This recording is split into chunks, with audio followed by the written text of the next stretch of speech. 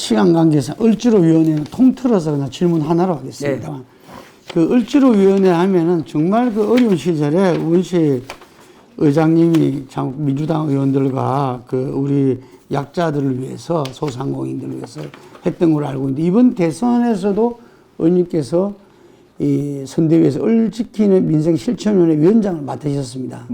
그래서 이번 대선에서 을지로위원회 차원의 어떤 계기라든지 이런 것들이 있으면 좀 설명 부탁드립니다. 을지로를 질문해 주셔서 너무나 고마운데요. 네. 저는 우리가 이번 선거에서 먹사니즘, 잘사니즘 이렇게 얘기가 나오잖아요. 예. 근데 먹사니즘은 먹고 사는 문제의 물질적 토대 위에서 행복하고 잘 사는 나라를 만들어 보자 이런 개념이거든요. 예. 그래서 을지로위원회는 어디에 위치해 있냐면은 행복하고 정의로운 잘 사는 나라, 잘사니즘에 속해 있고 디지털 자산위원회는 먹고 사는 물질적 토대를 만드는 먹사니즘에 속해 있습니다. 그래서 저는 다 처음 그 끝을 갖고 예. 먹사니즘에서의 그 디지털 자산은 우리의 먹고 사는 문제를 해결하기 위한 새로운 시장으로, 새로운 산업으로 보고 있는 거고, 을지로위원회 같은 경우는 이제 우리가 어떻게 이 공동체가 전체적으로 행복하고 정의로울까에 대한 문제를 얘기하는 거예요. 그래서 저는 을지로위원회는 기본적으로 저는 이렇게 설명을 합니다. 기술이 발전했고, 고도로 발전했고, 그리고 생산력이 엄청나게 높아졌다. 그러면 우리 인간은 좀 더 많은 여유를 누려야 되는 거 아닌가? 행복해져야 되는 거 아닌가? 그런데 왜 우리 인간이 더 불행해지고 있지? 특히 대한민국은 자살률도 가장 높고 출생률도 가장 낮은 뭐 이런 나라가 돼버렸지? 무엇 때문인가? 기술이 문제인가? 생산력이 문제인가? 그러면 옛날처럼 기계를 부숴야 되나? 그게 아니다. 문제는 뭐냐면 생산력이 높아졌으면 그것을 분배를 잘해야 되는데 분배를 잘 못하니까 이렇게 된 거 아닌가? 라는 차원에서 을지로위원회는 분배를 잘 하자라는 개념입니다. 갑과 을 사이에서 이 갑과 을이 있는 이 산업 분야에서 을의 경쟁력을 키워서 대등하게 협상하게 하면 그 협상력에 의해서 분배가 자연스럽게 이루어진다라는 관점에서 을의 힘을 조금 더 높여주는 것이 을지로위원회의 역할입니다. 그래서 그 사업 분야에서 갑과 을이 상생할 수 있는 조건을 만들어주자. 이것이 을지로위원회의 기본 관점이고요. 그래서 이제 저희가 뭐 법률적으로 추구하고 있는 것들이 가맹사업법, 가맹본사와 가맹점주들 사이에서 가맹점주들이 집단을 만들어서 협상할 수 있는 권리를 줘서 여기가 이제 가맹본사와 협상하게 하는 이 법들이 가장 기본이 되는, 그래서 을들의 협상권을 주는 것들이 그런 법들이고요. 지금 저희가 을지로에서 하고 있는 일들은 그런 소상공인 자영업자 부분과 관련된 부분, 비정규직과 관련된 부분, 지금 또 하고 있는 것은 뭐 홈플러스 사태와 관련해서 MBK라는 사모펀드가 그것을 부당하게 이걸 하면서 10만 명이나 이르는 노동자와 입점 점주들 그리고 납품업체들의 피해를 주고 있는 부분들과 관련해서 이 문제를 해결하는 문제, 이런 것들을 지금 하고 있다는 말씀을 드립니다. 네. 지금 모든 여론조사에서는 이재명 후보가 압도적 1위로 나타나고 있습니다. 그래서 이 민주당에서 이번 대선은 뭐 한 표라도 이기는 마음으로 뛰어야 된다 하고 후보는 이야기하고 있는데, 마지막 지금 남은 한 열흘 정도 남았는데 우리 이 의원님이 보실 때 마지막 이렇게 그 대책은 어떻게 세워서 지금 뛰고 계십니까? 저는 두 가지 정도 말씀드리고 싶은데요. 첫째는 이번 대선을 명확하게 규정짓는 게 필요하다고 생각합니다. 네. 5.18 때 전두환을 생각해 봤는데요. 광주 시민들을 학살했던 전두환은 끝내 사과하지 않고 그럼요. 사망했습니다.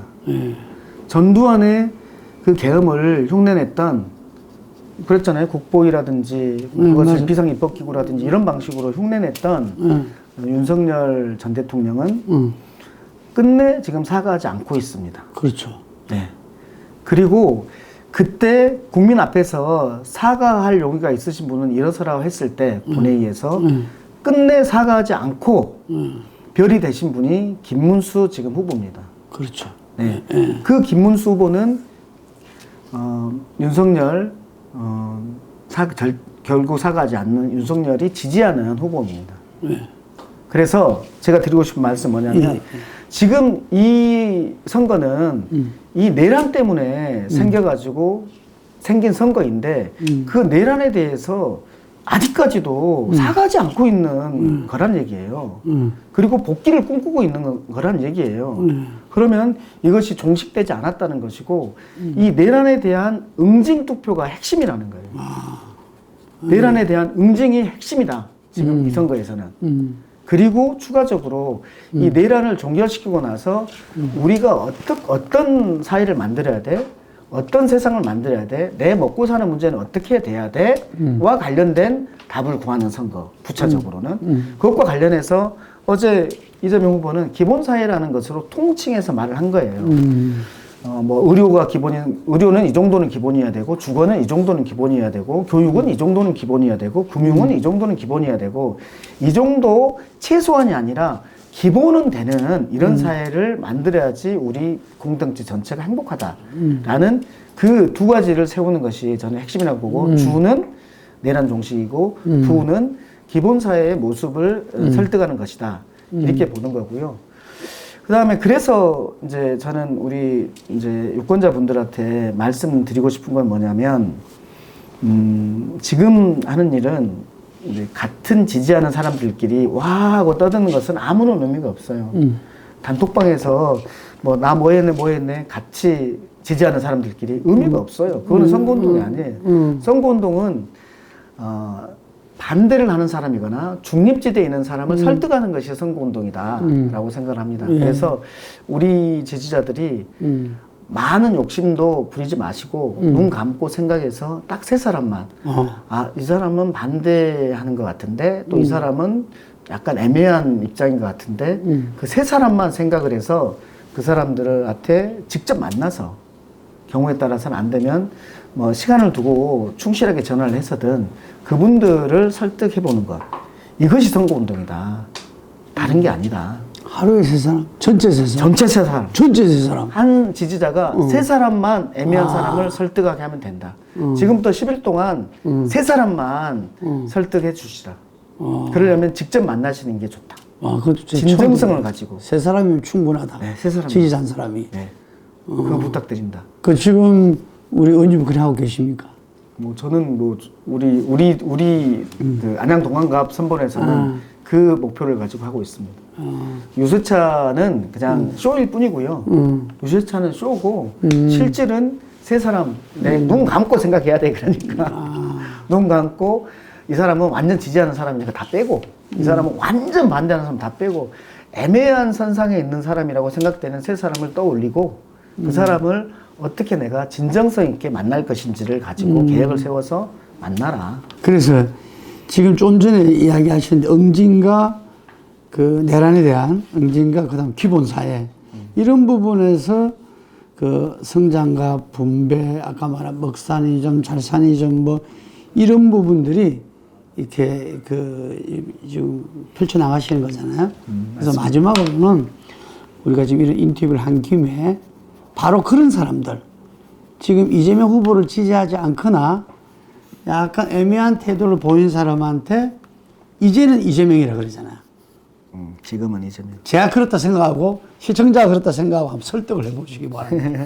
이걸 쫙 퍼뜨리는 게 또 효율적일 수도 있잖아요. 하고 싶은 얘기가 많은데. 예. 그걸 마지막으로 한번 해보시죠. 가장 먼저는 이재명은 분배만 생각하는 사람인 것 같아 라는 오해가 있는데 이재명은 지금 성장을 얘기하고 있는 거잖아요. 네. 저는 그래서 성장과 분배는 지고지순한 어느 한 방향이 있다고 생각하지 않습니다.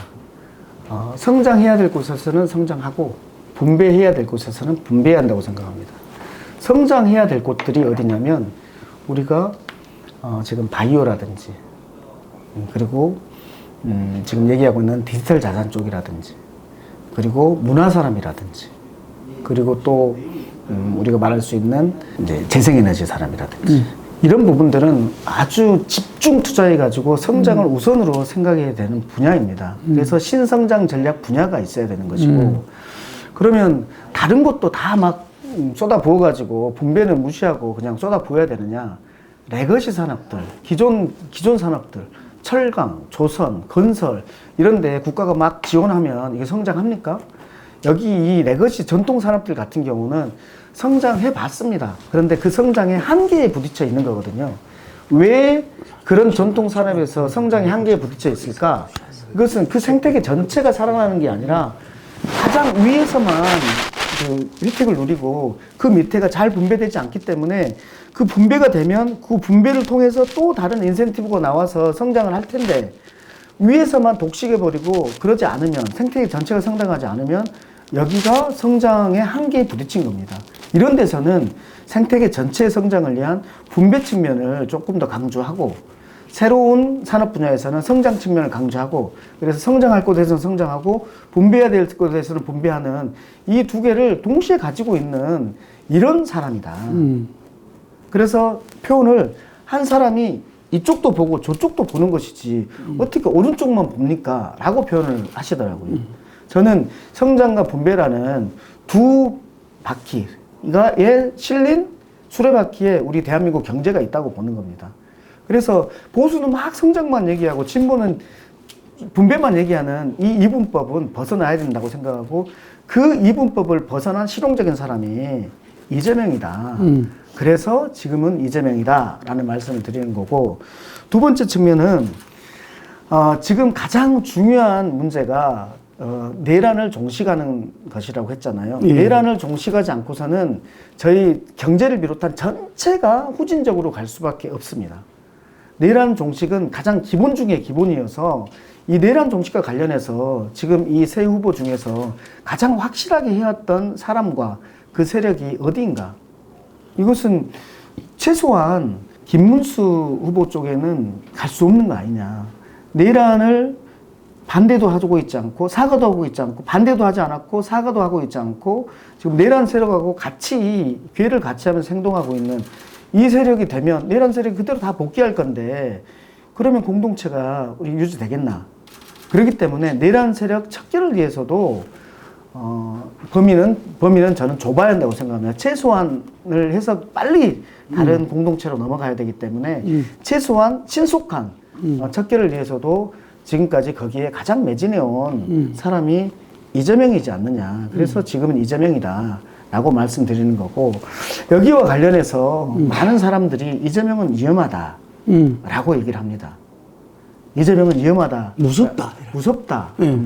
뭐 표정이 무섭다. 뭐 이런 것도 있겠지만, 한동훈이 딱 그랬잖아요. 내가 김문수를 동의해서 여기 나온 게 아니라요. 대한민국 국민들이 위험에 처할 것 같아서 이재명이 되면 대한민국과 대한민국 국민이 위험해지기 때문에 제가 여기 나왔습니다. 라고 얘기를 하면서 유세를 하는 걸 제가 봤습니다. 그게 중요할 것 같아요. 그에 대한 이야기가. 이재명이 왜 위험하다고 한동훈이 얘기할까요? 이재명이 지금 과거의 공직들 성남시장 할 때 무슨 위험한 짓거리를 했나요? 경기도지사 할 때 무슨 위험한 짓거리를 했나? 위험한 짓을 했나요? 근데 그리고 이재명이 되면 무슨 위험한 뭐 계엄을 일으킬 건가요? 누굴 탄압할 건가요? 뭐 이런 거잖아요. 거기에서 저는 한동훈이 위험하다고 하는 것은 본인에게 위험한가?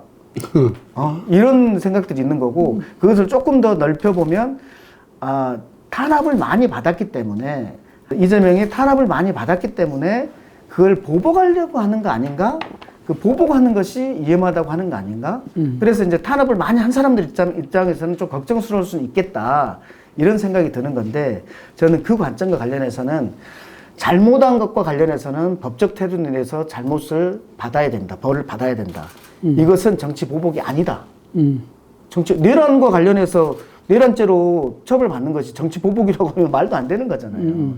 정치 보복이라는 것은 24만 7,077표로 진 사람에 대해서 탈탈 털어가지고 10만 4천 원까지 기소하는 것, 이것이 정치 보복인 것이지, 내란을 저지른 사람, 그리고 국기문란 사건을 저지른 사람, 그 다음에 그 금융에서의 국기문란은 주가 조작 아닙니까? 이거는 주가 시장을 무너뜨리는 것이 주가 조작인데 이런 걸 한 사람 같은 경우에는 당연히 그에 걸맞는 처벌을 하는 것이다. 이것은 정치 보복이 아니다. 이것은 위험한 게 아니라 이건 정의를 세우는 것일 뿐이다. 라는 측면에서 이재명은 위험한 사람이 아니다. 또 다른 측면에서 어제 김기표 전 대표가 우리 당 전 대표였던 분이 김문수를 지지한 거에 대해서는 정말 뼈 아프다고 생각을 합니다. 가슴 아프고 이제 안타까운데 그분이 말한 건 뭐였냐면 이재명이 대통령이 되면 행정, 입법을 모두 가지게 되고 사법에 대해서도 뭐라고 할 것 같다. 이거거든요. 근데 여기에 대해서는 지금 윤석열 대통령이 행정을 가지고 무엇을 해왔는지에 대해서 봐야 됩니다. 그리고 민주당은 아주 다양한 사람들이 모여 있는 곳입니다. 그리고 민주당 자체도 그러지만 입법부는 다양한 국민들의 다양한 세력들이 밖에서 갈등하지 않고 이 안에서 싸우라고 만들어진 대의기구입니다. 그래서 민주당만 있는 것도 아니고 다른 당도 있고 그리고 또 민주당 내에도 다양한 사람들이 있는 거고 그렇기 때문에 이것이 이 입법부가 대통령의 말에 의해서 굴러간다? 그렇지 않습니다. 그리고 그것이 정상적인 거고 그리고 사법부 같은 경우는 대통령이 어떻게 할 수 있는 곳이 아닙니다. 입법부가 어떻게 할 수 있는 것도 아닙니다. 사법부는 독립을 가지고 지켜내면 됩니다. 근데 문제는 사법부가 이번에 정치를 한 거잖아요.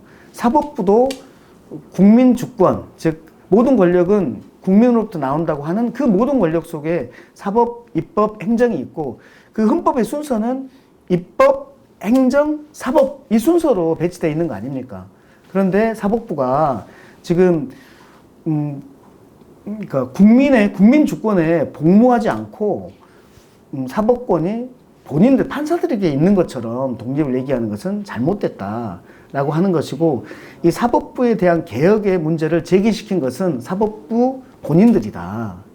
조희대 대법원장이 사법부에 대한 사법부에 대한 그 개혁을 야기시키는 사람인 거고 국민들 입장에서는 그걸 봤기 때문에 사법부도 국민 주권에 놔야 되겠네.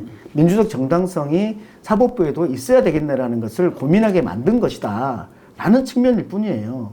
그래서 입법, 사법, 행정과 관련해서 이것을 이재명이 대통령이 되면 다 갖게 돼서 위험하다. 이것은 말도 안 되는. 독재로 간다고 이야기하죠. 그 사람들은. 말도 안 되는 것이다.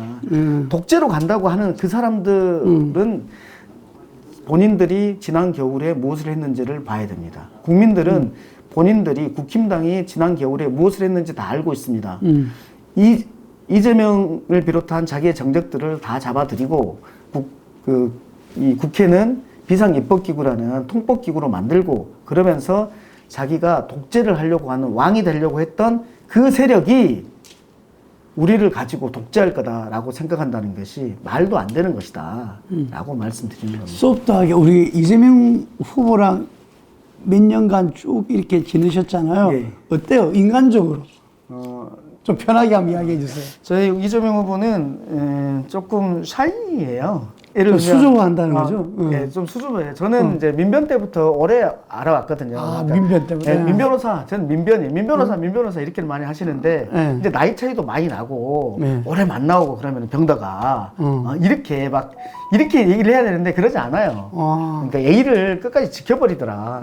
그러면 저도 예의를 지키게 되잖아요. 그렇죠. 조금 더 허심탄회하게 얘기하면서 좀 더 많은 깊은 얘기를 하면 좋을 텐데, 그분이 실제로 뭐 많은 다른 의원들하고도 대체로 많이 그럴 거라고 생각합니다. 그거는 실제로 이제 국회의원 활동을 같이 오래 하거나 이러지 않아서 그런 측면이 있지 않을까 생각을 하는데, 저는 이재명의 많은 단점들에도 불구하고 특장점이 있다고 생각합니다.